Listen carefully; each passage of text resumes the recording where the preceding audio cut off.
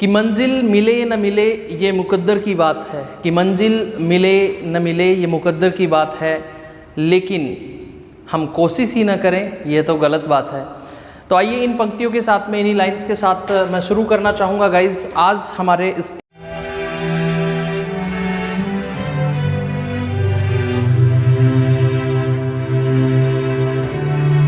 English spoken class में lesson number 6 आपके सामने प्रेजेंट कर रहा हूँ। अगर आप न्यू व्यूवर्स हैं और नए हैं, अभी भी आपके बेसिक्स कमज़ोर हैं, आप लेसन 1, 2, 3, 4, 5 देखिए जो इस वीडियो के डिस्क्रिप्शन में मिल जाएंगे, या फिर आपको जब YouTube पे आप सर्च करते हैं इंग्लिश ब्रेन पर आइए और प्लेलिस्ट में जाके आप सारे वीडियोस देख सकते हैं।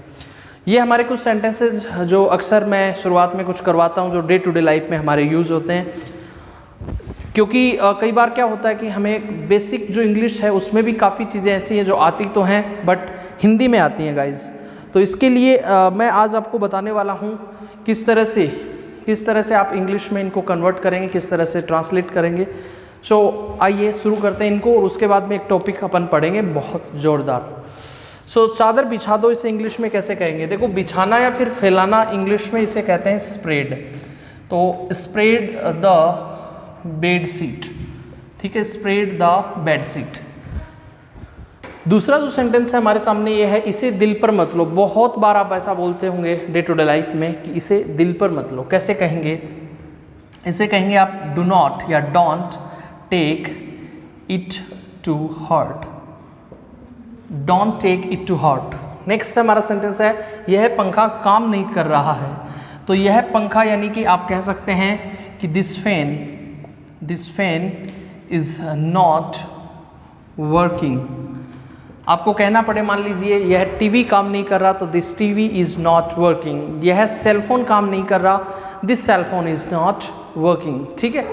ये मार्कर काम नहीं कर रहा, this marker is not working. Next है हमारा मशीन चलाओ। कई बार बोलते हैं मशीन चलाओ, तो इसे इंग्लिश में कहेंगे operate the machine.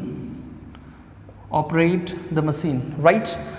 Now we come to the last one. ज़्यादा से ज़्यादा लोग अंग्रेजी बोल रहे हैं। तो देखिए, सबसे पहले ये हमारे लिए इम्पोर्टेंट है, ज़्यादा से ज़्यादा लोग। इसे इंग्लिश में कहेंगे guys more and more people. More and more people are learning English, ठीक है। मान लीजिए आपको कहना पड़े ज़्यादा से ज़्यादा लोग हिंदी बोल रहे हैं, तो more and more people are speaking Hindi, ठीक है। तो इस प्रकार से ये आप बोल सकते हैं, और जितना आप बोलेंगे उतना आप सीखेंगे। तो आप इनको नोट डाउन कर लीजिए।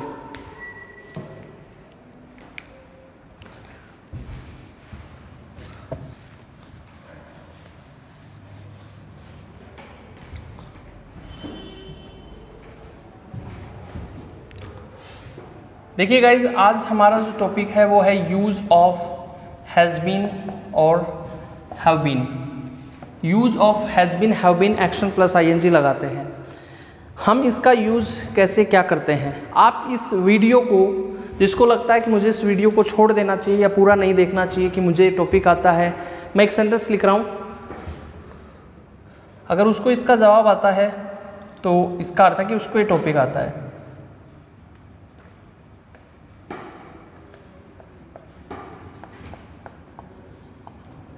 यस, अगर आपको इसका जवाब आता है, मैं आगे फिर इसको बेसिक से शुरू करूँगा। अगर नहीं आता तो आपके लिए वीडियो काफ़ी महत्वपूर्ण होने वाला है। मैं जयपुर बचपन से हूँ। चलिए, अब देखिए, जो बच्चों को नहीं आता वो तो उनको वेट करना पड़ेगा। मैं अब इस टॉपिक को पहले बेसिक से लेकर और लास्ट तक लेके जाऊँगा, तब आप समझिएगा चीज़ों को।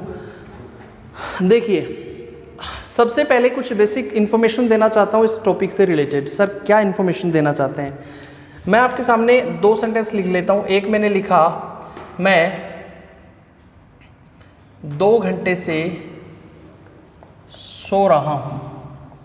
मैं 2 घंटे से सो रहा हूँ, ठीक है। इसके अगेंस्ट यानी कि वर्सेज हमारा जो एक और सेंटेंस है वो ये है, मैं सो रहा हूँ, ठीक है। ये 2 सेंटेंसेस हैं। मैं गाइज आपसे पूछना चाहता हूँ, इन दोनों सेंटेंसेस में आपको क्या चीज़ें सेम लगती हैं या कौन सी ऐसी बातें हैं जो आपको लगता है कि ये एज इट इज़ हैं, यानी सेम है। तो आपने कहा सर इसमें हमारा जो भी एक्शन हो रहा है सोने का वो कंटिन्यू है और इसमें भी सोने का कंटिन्यू है, दोनों में बात तो एक ही है, लेकिन ऐसी क्या बात है कि ये दोनों सेंटेंसेस अपने आप में अलग हैं और अलग तरीके से फ्रेम किए जाते हैं। तो मैं आपको बताना चाह रहा हूँ कि इसमें पहले वाले सेंटेंस में जो समय की बात हो रही है और नीचे वाले में नहीं हो रही। कुल मिलाकर यही हमारी इम्पोर्टेंट बात है कि कोई भी एक्शन जैसे कि आपने पढ़ा था इज एम आर में, एक्शन हमारा कोई भी जो कि कंटिन्यू है एट दिस टाइम, इस मोमेंट पे, उसके लिए आप लोग लगा रहे थे इज या एम आर जो भी है। ये बात आपकी जायज़ है जो लेसन 1 में हमने सीखी थी। इसमें देखो एक्शन तो कंटिन्यू है प्लस टाइम दर्शा रहा है, तो यहाँ पर अपन यूज करेंगे बच्चों हैज़ बीन और हैव बीन का। यहाँ पर गाइज हम यूज करेंगे हैज़ बीन और हैव बीन का। तो कैसे यूज होगा उसको समझ लीजिए। तो पहली चीज़ तो आपको समझ आ गई कि कोई भी एक्शन कंटिन्यू हो प्लस टाइम को बता रहा है, उसके लिए हैज़ बीन और हैव बीन का यूज़ होता है। जैसे आप कहते हो मैं 2 घंटे से सो रहा हूँ, वह सुबह से उसका इंतज़ार कर रहा है, मैं 2010 से चिड़ाव में रह रहा हूँ, मैं 2015 से पढ़ा रहा हूँ, मैं 2013 से इंग्लिश बोल रहा हूँ। इस प्रकार से बहुत सारी चीज़ें हैं। अब देखिए किस तरह से हम इसके बारे में और समझते हैं। सो देखिए हम इसको समझने वाले हैं कैसे क्या यूज करते हैं। सबसे पहली चीज़ मैंने यहाँ कहा आपका जो सब्जेक्ट है वो यहाँ चाहिए सिंगुलर सब्जेक्ट होगा तो आप हैज़ बीन लगाएंगे। अगर आपका सब्जेक्ट कैसा रहा प्लूरल तो हैव बीन लगाएंगे, ठीक है। अब देखिए यहाँ पर एक बहुत इम्पोर्टेंट कॉन्सेप्ट आता है, वो आता है किसका, यूज़ ऑफ सिंस, और एक आता है यूज़ ऑफ फॉर। सिंस और फॉर का यूज़ होता है हैज़ बीन और हैव बीन में। किस तरह से होता है देखिए, यूज़ ऑफ सिंस की बात करें तो यूज़ ऑफ सिंस का प्रयोग किया जाता है जब आप बात करते हो पॉइंट ऑफ टाइम की। सर पॉइंट ऑफ टाइम क्या होता है, यानी फिक्स्ड टाइम की बात कर रहे हो, ठीक है। कैसे होगा बताएंगे अभी। देखिए पीरियड ऑफ टाइम की बात कर रहे हो तो आपका यूज़ होगा ये, ठीक है। यानी यहाँ मैंने कहा नॉट फिक्स्ड। ये जो चीज़ चल रही है, ये जो चीज़ें चल रही हैं अपनी, ये स्पोकन के हिसाब से मैं आपको इस तरह से कर रहा हूँ कोशिश कि आप इन चीज़ों को थोड़ा समझ पाएँ। देखिए कैसे, यहाँ पर अगर बात होती है, मैं कहूँ 2005 से, मैं कहूँ 2007 से, मैं कहूँ 1997 से, कुछ भी कहूँ तो आप सिंस लगाएंगे। यानी कि कोई भी आपके सामने लिखा हो 2001, 2002, 1999 सब कुछ। फिर आती है आप अगर यहाँ बात हो जनवरी की, फेब की, इस तरह से पूरे महीने दिसंबर तक किसी की भी, तो सिंस का यूज करेंगे, ठीक है। या फिर बात हो आपके सामने मंडे से लेकर आपके पूरे वीक की, तो भी आप सिंस की यूज करेंगे, सिंस सैटरडे, सिंस मंडे। फिर बात होती है आपके सामने किसकी, मॉर्निंग की, मॉर्निंग है, इवनिंग है, इस प्रकार से, तो भी आप सिंस का ही यूज करेंगे। फिर बात हुई आपकी टाइम की, जैसे मैं कहूँ 10 o'clock, 12 o'clock, 1 o'clock, 8 o'clock, तो भी आप क्या यूज करेंगे, सिंस का ही यूज करेंगे, ठीक है। तो इस प्रकार से आप यूज करने वाले, मान लो यहाँ हो चाइल्डहुड, बचपन से, या फिर हो जन्म से, तो भी आप क्या यूज करेंगे, सिंस। तो ये बेसिक बातचीत है, आपको पता होना चाहिए। अगली देखिए, अगर बात करते हैं, मैं कहूँ 2 घंटे से, for 2 hours, 6 महीने से, तो क्या लगाएंगे, for 6 months।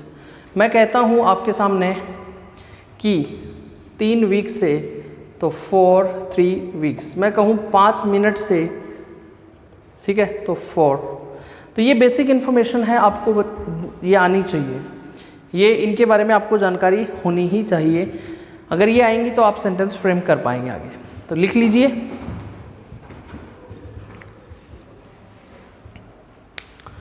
चलिए देखिए अब हमारा जो सेंटेंस है वो सबसे पहला सेंटेंस आपके सामने लिखा हुआ है कि मैं 2 घंटे से सो रहा हूँ। तो मैं को आपने कहा आई, प्लूरल कंसीडर होने की वजह से आपने बोला have been, I have been. सोना क्या होता है, स्लीप, तो इसके आईएनजी लग जाएगा। आई हैव बीन स्लीपिंग 2 घंटे से, तो for 2 hours, ठीक है। अगर आपको इसका नेगेटिव बनाना है तो यहाँ हैव के बाद में आप नोट लगाएंगे, यानी I have not been sleeping for 2 hours। ठीक है, अगर क्वेश्चन पूछा जाता है तो आपको याद ही होगा, हमने बेसिक्स में बहुत अच्छे ढंग से पढ़ा है। अगर आप नए हैं तो एक बार दोबारा से वीडियोस देखें बेसिक। तो हमारी हेल्पिंग वर्ब से यहाँ शुरुआत होगी। हेल्पिंग वर्ब हैव है, तो हैव के बाद में अपन ने सामने वाले से पूछा यू के बाद आपने कहा been. Have you been sleeping for 2 hours। ठीक है, इसके बाद में देखिए अगर थर्ड पर्सन की बात होती है तो ही से शुरू होगा, और ही हमारा थर्ड पर्सन है, सिंगुलर है, तो यहाँ आपने यूज किया। आप ये कहना चाहते हैं, मान लीजिए वह सुबह से सो रहा है, तो he has been sleeping for morning. सही है गलत है? गलत। क्यों? क्योंकि आपको पता ही है मॉर्निंग की बात हो रही है, तो क्या लगाओगे? सिंस लगाना है यहाँ पे। ठीक है, इसके बाद देख लीजिए यहाँ इसका नेगेटिव कैसे बन जाएगा, ही हैज़, इसके बाद not been sleeping since morning. इसके बाद में देखिए अपना जो लास्ट है, यहाँ हैव से शुरू हुआ तो यहाँ हैज़ से होगा, क्योंकि यू प्लूरल इसके अकॉर्डिंग हैव आया था। तो यहाँ पर ये जो हैज़ है, has he been sleeping since morning. So guys, ये जो बातचीत है इसको आप समझें कि कोई भी एक्शन कंटिन्यू हो आपका, ठीक है, और टाइम की बात हो रही हो, हैज़ बीन और हैव बीन का यूज करेंगे। अभी मैं कुछ सेंटेंस दे रहा हूँ आपको, जो सेंटेंस मैंने शुरू में पूछे थे, अब उनको करते हैं।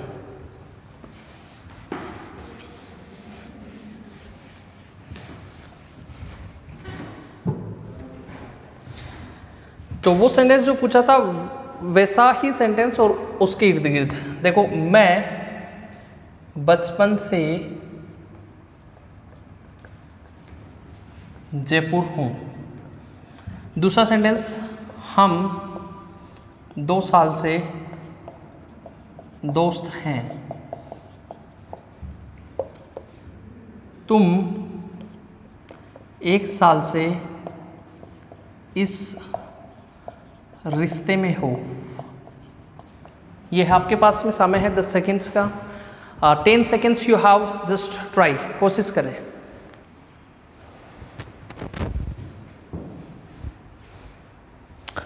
सो आइए देखिए कर लेते हैं। सबसे पहले आपके सामने लिखा हुआ है गाइज मैं, तो मैं को आपने बोला आई सिंगुलर है या प्लूरल? प्लूरल कंसीडर होने की वजह से आपने कहा have been. I have been कहाँ हूँ? जयपुर में, तो I have been in Jaipur. बचपन से आपको अभी भी पढ़ाया था, सिंस चाइल्डहुड। ठीक है, I have been in Jaipur since childhood. अगला देखिए, हम 2 साल से दोस्त हैं, तो आप इसे कैसे कहेंगे? We have been friends since या फोर आएगा, फॉर 2 years। ठीक है, नेक्स्ट देख लीजिए, तुम 1 साल से इस रिश्ते में हो, तो यू प्लूरल है, तो you have been in this relation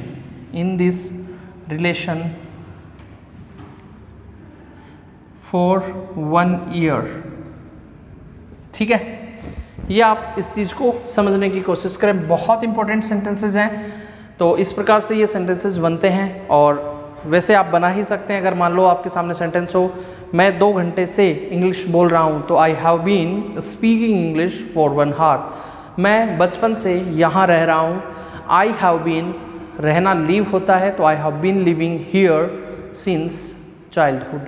so guys, इनकी जितनी ज़्यादा आप प्रैक्टिस करेंगे, चीज़ें आपके पक्ष में आती चली जाएंगी। मेहनत आपको करनी पड़ेगी, बिना मेहनत के काम चलेगा नहीं। So keep on doing hard work and be connected with us, and we will provide you the best quality of English language. हम अपनी बहुत बेहतर ढंग से इन चीज़ों को आपके सामने प्रेजेंट करने की कोशिश करेंगे, और आप अपनी इस मेहनत को कंटिन्यू रखिए और सीखते रहिए। Thank you so much, have a good day.